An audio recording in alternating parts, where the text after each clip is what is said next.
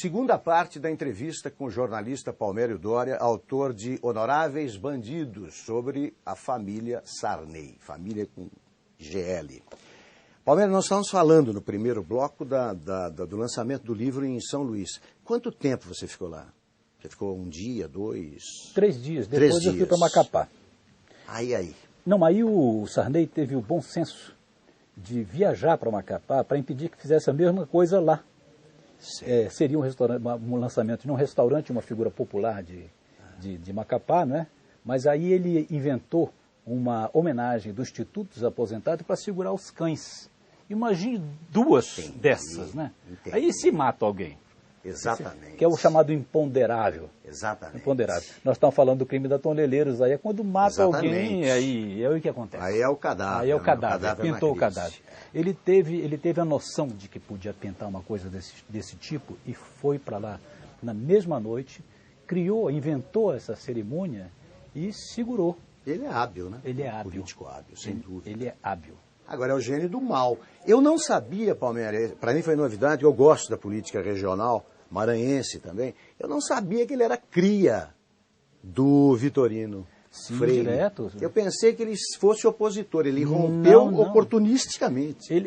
Claro, o Sarney é um novelo de mentiras, como diz o Sebastião Neri, né? Ele tenta sonegar isso.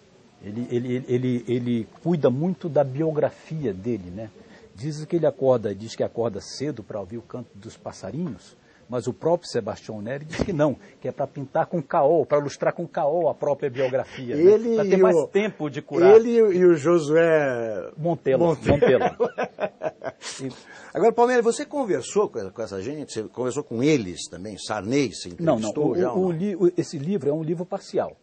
Evidente que essas pessoas foram muito memoseadas, são muito memoseadas. Claro. Tem controle, tem as amizades, etc. De maneira geral, eles não precisam ser ouvidos porque eles já são ouvidos demais. E se manifestam em colunas, tem coluna na Folha. Tudo. Então a história deles, a folha corrida deles já é amplamente, não só do Sarney, mas de outros personagens desse livro, é amplamente conhecida.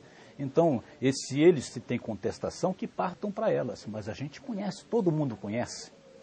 Eu tinha um sonho com o Tarso de Castro, fazer um jornal chamado O Parcial. Grande Tarso de Castro. O Parcial é maravilha. Nunca dá para ver todos os lados da notícia. Nunca dará. É impossível, né? Então, o livro é um pouco isso. Eles não precisam, eles já tiveram defesa suficiente. Vamos para o ataque. Perfeito. Você, com a Rosiana, você conhece a Rosiana? Não. Não conhece? O Sarney eu vi uma vez num debate, aquelas entrevistas da Folha de São Paulo. Sei. Todo o aparato ali no Teatro Folha. Foi a primeira vez que eu vi ele de contou perto. Aquelas mentiras. Com aquelas mentiras no ano passado. Ele passou do meu lado e aí eu vi. Você vê no Congresso, assim, ao largo.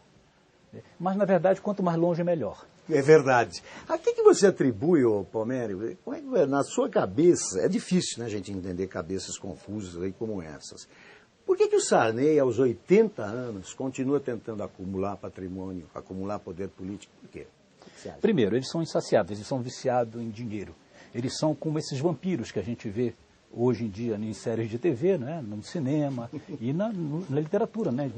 As livrarias estão inundadas de vampiros. Não os vampiros do Paulo Coelho, novos tipos de vampiros, que foi vampirólogo antes de Anjófilo. Muito bem, mas eles são malucos, eles são os verdadeiros vampiros do país, né? Então, isso é um lado, e são insaciados, são viciados em grana. O outro é que ele precisava, na prática, no caso da posse da terceira eleição, livrar o Fernandinho da cana. O garotão. Ia entrar em cana. O Arruda, que esse pessoal não teve câmara oculta. Perfeito. Esse pessoal até agora só tiveram as gravações da Polícia Federal. Então, esses caras não tiveram câmara oculta, porque se tivesse, tinham dançado também. Não há diferença. Não há diferença. Só não foram filmados. Bom, ele tinha garantida a eleição da Rosiana.